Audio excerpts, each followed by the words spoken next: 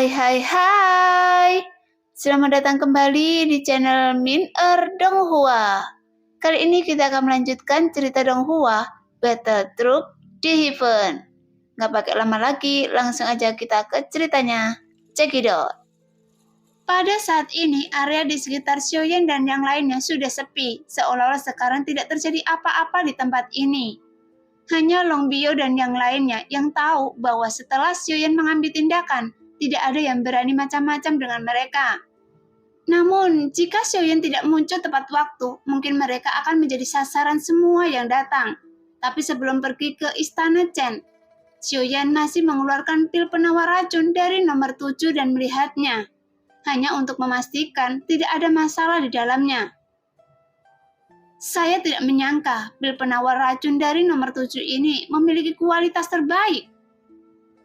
Ketika Xiaoyan membuka kotak pil es batu satu persatu dan melihatnya, baru kemudian dia menunjukkan ekspresi puas di wajahnya. Karena kali ini nomor 7 bertindak dengan megah, sehingga Xiaoyan tidak bisa membantu tetapi merasa sedikit baik di hatinya.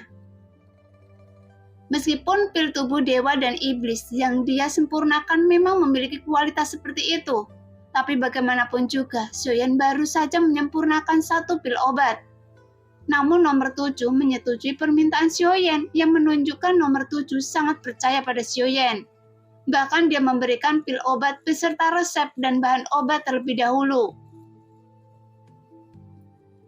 Dalam hal itu, tidak peduli apakah Neng Yo ada di Istana Chen atau tidak. Saya juga harus pergi untuk memeriksanya. Gumam Xiaoyan pelan, tapi dia tidak berniat membunuh Neng Yo saat ini. Meskipun jika Xiaoyan bertemu dengannya, mungkin pertarungan tidak bisa dihindari. Dan sekarang setidaknya Xiaoyan sudah memiliki pil penawar racun. Dengan catatan, selama Neng Yo masih belum menerobos ke abadan para dewa, lagi pula dengan kekuatan bertarung Xiaoyan saat ini, sudah sangat berbeda dengan saat melawan Tianxun. Karena setelah penggabungan avatar dewa asli, kekuatan Xiaoyan dapat mencapai dewa asli bintang 9. Bagaimanapun untuk saat ini, kekuatan tubuh fisik secara alami adalah andalan terbesar Xiaoyan. Lagi pula sekarang dia memiliki tubuh fantasi emas dari warisan Qin Huanshen. Meskipun masih sulit untuk bisa melawan keabadan para dewa, namun selama lawannya berada di keabadan kaisar, Xiaoyan juga tidak takut pada siapapun. Sekarang nomor 7 memberikan pil penawar racun. Dengan dukungan seperti pil penawar racun ini, itu cukup untuk melenyapkan Neng Yo. Hanya saja jika pertempuran ini dalam kaitan dengan pencapaian Neng Yo di jalur racun. Dan Xiaoyan juga tidak mendapatkan keuntungan apapun. Sepertinya pertempuran dengan Neng Yo tidak bisa dihindari. Tapi setelah saya bertarung dengannya, maka saya tidak akan takut jika bertemu dengan orang kuat pembudidaya racun lagi di masa depan. Meskipun tubuh fisik dewa asli sangat kuat, namun kelemahan ini cukup fatal. Karena tidak dapat menahan racun waktu ketika penyebaran racun tersebut terjadi. Itu akan segera menyebabkan tubuh roboh. Jadi menelan pil penawar racun bukanlah solusi jangka panjang. Oleh karena itu, saya harus menemukan cara untuk membuat tubuh fisik kebal terhadap racun. Memikirkan hal ini, Xiaoyan tidak bisa membayangkan di masa lalu ketika klan dewa yang asli memiliki di masa jayanya. Jika benar apa yang dikatakan Qin Huanshen, berapa banyak alkemis yang harus ditangkap untuk memurnikan pil penawar racun? Pada saat ini, Xiaoyan melihat ke arah Istana Chen, kemudian sosoknya segera bergerak dan terbang menuju pegunungan. Adapun Zhonggu dan yang lainnya, mereka juga mengikuti Xiaoyan dengan hati-hati. Pada saat yang sama, di dunia kuno Dewa Iblis Abadi, tiba-tiba seberkas cahaya muncul dari kehampaan. Setelah seberkas cahaya itu perlahan menghilang, beberapa sosok segera muncul dari sana. Dan mereka juga memegang slip giok yang bersinar dengan cahaya biru di tangan mereka. Kemudian sosok yang memimpin melihat sekeliling untuk mencari arah. Karena informasinya kurang jelas, jadi sepertinya kita harus membagi pasukan untuk menjadi beberapa tim untuk mencari ke arah yang berbeda. Adapun tim ini akan terdiri dari 2 orang. Adapun misi yang diberikan Tuan Sukian adalah hanya mencari informasi orang yang dia cari. Dan yang paling penting, cobalah untuk tidak memprovokasi orang-orang kuat di sini. Dan segera beritahu yang lainnya jika terjadi situasi apapun. Setelah beberapa sosok itu muncul, salah satu sosok berkata dengan serius. Adapun penampilan sosok-sosok ini, mereka mengenakan baju besi dewa palsu.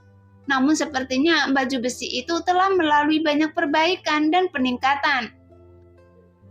Jika dibandingkan dengan baju besi dewa palsu yang dilihat Xiaoyan, di dunia nyata Xuan Yin, baju besi ini menjadi lebih ramping dan lebih bertekstur.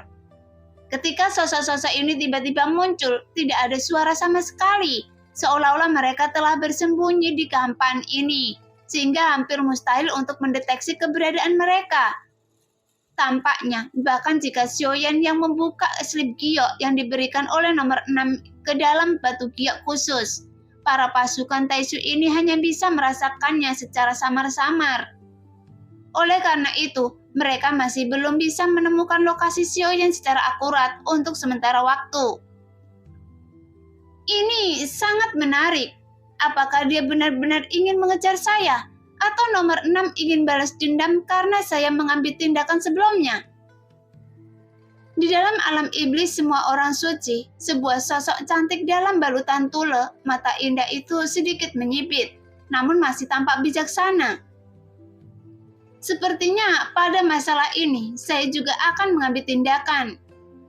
Setelah wanita cantik itu tertegun sejenak, seolah-olah dia sepertinya sedang memikirkan sesuatu. Tiba-tiba dia tertawa seperti lonceng perak. Kemudian dalam bayangan di belakangnya, sebuah sosok perlahan keluar. Bahkan saat dia mengangkat kepalanya, sosok itu juga memiliki wajah yang cantik. Tidak, saya harus membuatnya terlihat seperti laki-laki. Jika dia mengetahui rencananya, maka permainan ini akan gagal. Lagi pula, saya harus memberinya permainan yang bagus. Yang terbaik adalah dia menyerahkan diri ke pelukan saya dengan sukarela. Saat sosok cantik berbicara, sosok yang keluar dari bayangannya berjalan keluar dari belakangnya perlahan. Namun tidak tahu sihir macam apa yang digunakan sosok cantik itu. Seorang wanita cantik berubah menjadi pria tampan dengan alis berbentuk pedang dan mata berbintang. Tidak, ini terlalu tampan. Bagaimana jika dia jatuh cinta?